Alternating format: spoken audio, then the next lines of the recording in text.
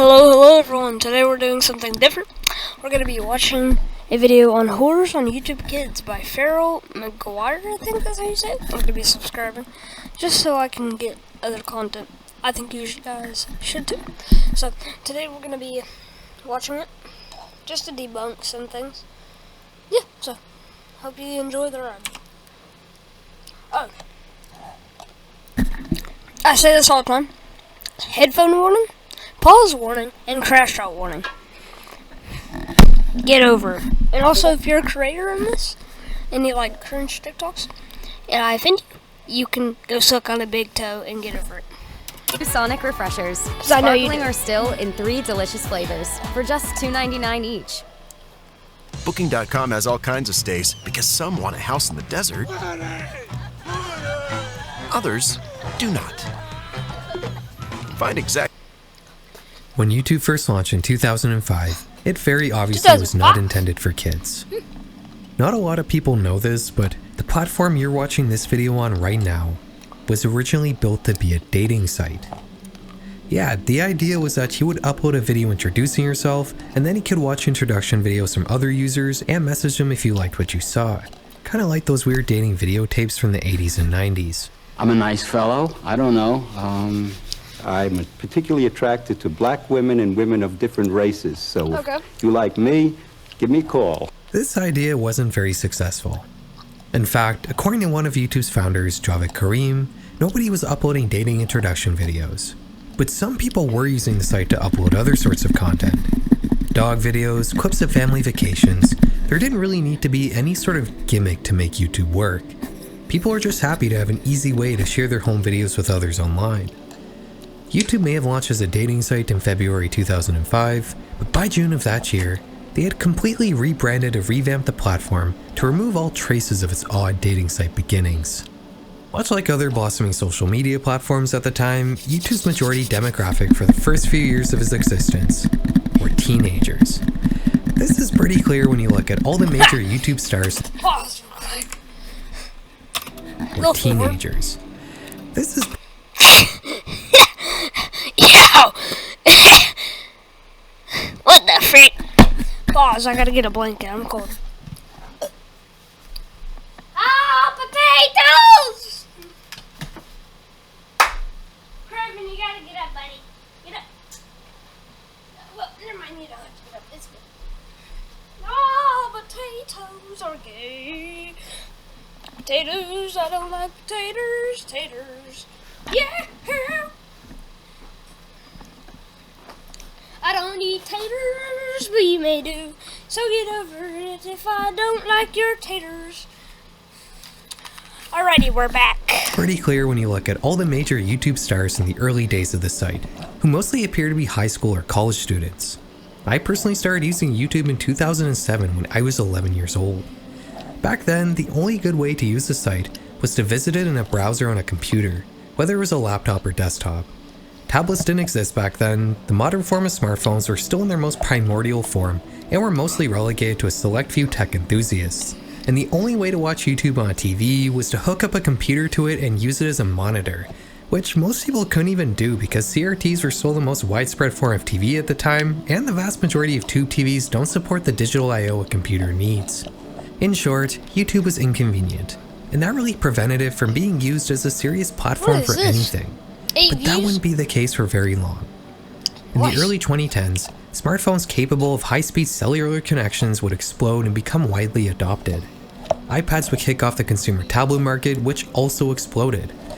People would swap their bulky, aging CRT TVs for cheap and higher quality LCD panels, which could not only act as a computer monitor, but YouTube would even begin offering apps for game consoles and streaming boxes like Apple TV, which were also becoming widely adopted. Gone were the days of sitting at your desk to watch Smosh's Food Battle. Now you could watch PewDiePie on basically any media consumption device you owned. And you know what people started doing? They began using YouTube as a babysitter. Using traditional TV to keep your child docile meant keeping them in a specific room where the television was. But now, you could just hand them an iPad while you work in your office or cook a meal in the kitchen.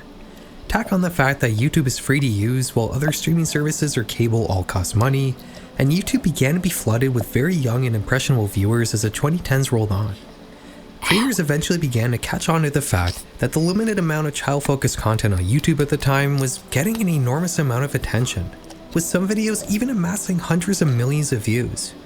Obviously, there was potentially a lot of money to be made by making videos aimed towards children, and I'm sure a lot of you know how that turned out.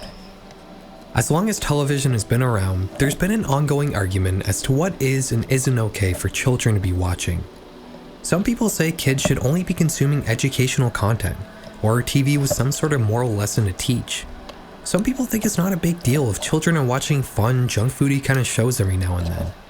Regardless though, whatever is on TV is generally governed by some sort of code of ethics. Broadcasters all have a reputation to uphold, and no category of television gets quite as scrutinized as kids' TV. Bro's spitting bars! But on YouTube in the mid-2010s, the only scrutiny children's channels faced was YouTube's then fairly lax moderation system. There was no code of ethics or enforced morality. The only thing that mattered was whether or not you were getting views. As a result, a culture of shocking kids content emerged on YouTube, which you probably already know as Elsagate. Sleazy creators would make videos with popular kids characters like Elsa from Frozen, getting into obscene and often graphically violent situations.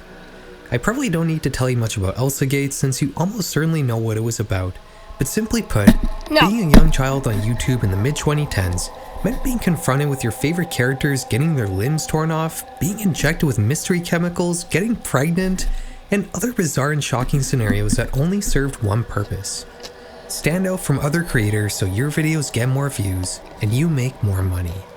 Elsagate was a giant controversy, and YouTube would begin to try to mitigate the platform's issues that had caused such a depraved niche to emerge. I bet it was around when I was still slowly watching hardened their YouTube content Kids. moderation system to the point where even saying certain words in a video is enough to get it age restricted and demonetized, as every YouTuber is well aware of. They'd release a completely separate app called YouTube Kids that only contained a more curated selection of channels deemed appropriate for children, which would eventually go on to solely feature human review channels. But most importantly for our story, in 2020, YouTube would give creators the ability to mark their own videos as made for kids. It was clear that many parents were not using YouTube Kids and were still just handing kids iPads with the regular YouTube app. So YouTube made an effort to separate kids content from non-kids content on the full version of YouTube. If you mark your video as made for kids, it disables the comment section, the mini player, targeted advertisements, and changes your video's place in the algorithm. Even if you don't mark your video as made for kids, YouTube will sometimes just automatically do it anyways without your permission if it thinks your video is kid-friendly.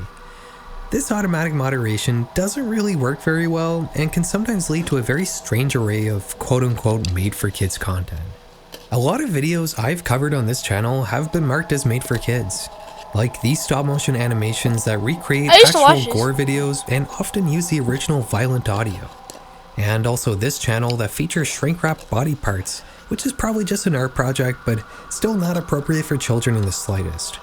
It makes you wonder, what other bizarre videos are out there in the deep expanses of YouTube that have been marked as made for kids and are showing up on children's homepages? That was the original goal of this video. Find some strange and creepy clips marked as made for kids and investigate them like I do in my other videos. But as I started researching, I quickly learned that the world of kids content and children's YouTube accounts is a whole lot more complicated than I initially thought. I mistakenly assumed that I could just set a YouTube account to some sort of restricted mode for children that would only show me content marked as made for kids. But that's not the case at all. Let's start with YouTube Kids. Making an account here is simple. All you need to do is log in with your normal YouTube account and create a kids profile. Like I said before, this is an entirely separate site and only really features human review channels, so you're not going to find much out of the ordinary here. This isn't really what I wanted to cover. I wanted to talk about the Wild West aspect of made for kids content, but we will return to YouTube Kids near the end of the video. Making a kids profile in the main YouTube app is a lot more confusing. Whenever you watch a video that's been marked as made for kids, there used to be a little YouTube Kids disclaimer next to the video description, but that's now been replaced on most videos with a link to this Choices for Families page that explains the different ways you can watch kids content on YouTube. You can either choose between a YouTube Kids profile or a kids account on the full YouTube site, which will supposedly only show you made-for-kids content. You can apparently set all this up through a family management page on your YouTube settings. When I checked this out, I saw the YouTube Kids profile I set up, and there was also a way to invite a different YouTube account to enter my family group as a supervised member. I assumed that this was how you would set up a kids account on YouTube. But this actually sets up a supervised teen account, which So, we're gonna end it right here. Man, because I have other videos to make and stuff. But yeah, so comment what you think and everything like that. Yeah, hope you enjoyed. Make sure you subscribe. And yeah, see you.